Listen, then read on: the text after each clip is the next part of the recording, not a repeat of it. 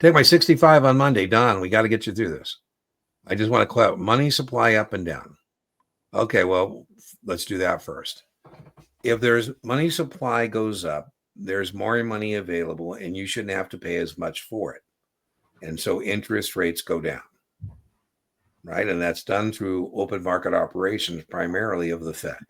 When the money supply goes down, there's less money available and you might have to pay more interest, more rent on it. So let's start there. And a lot of people don't understand that when the interest rates go up, it makes the dollar more valuable. When the interest rates go down, it makes the dollar less valuable.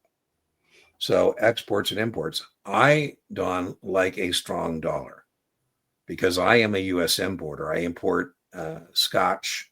I import tequila. I import blue sapphires from Thailand. That's a blue sapphire from Thailand. I import Swiss watches. That's a Rolex.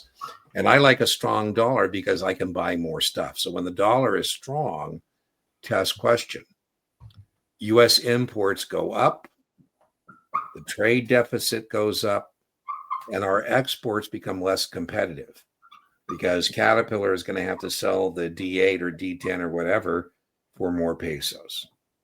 Now, I told you I don't like when the dollar gets weak, and right now the dollar has been pretty weak.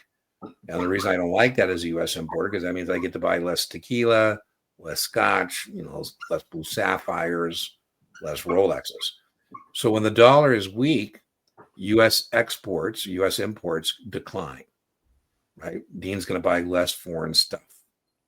And that would help the trade surplus, right? Because I'm buying less. P.S.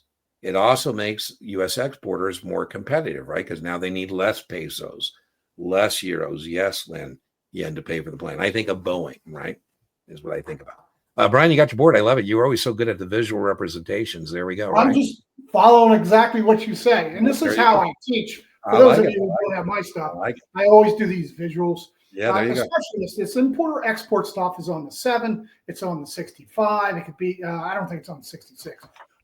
And so, just do a quick little reference, money supply, interest rates, the value of the dollar, and its effect on imports and exports. Yeah, and then the thing about the money supply, the thing about the money supply, Don, too, on your 65 and SIE, that's called monetary policy. And you should definitely know the Federal Reserve Board is in charge of monetary policy.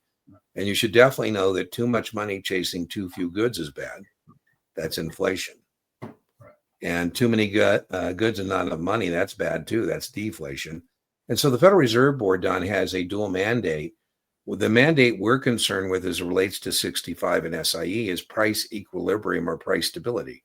The Fed wants to make sure there's not too much in the economy, too little in the economy, just the right amount of money. The other mandate is full employment. Now, as it relates to the money supply, their number one tool, test question, is open market operations, where the Fed buys and sells government securities. So you asked me about the money supply.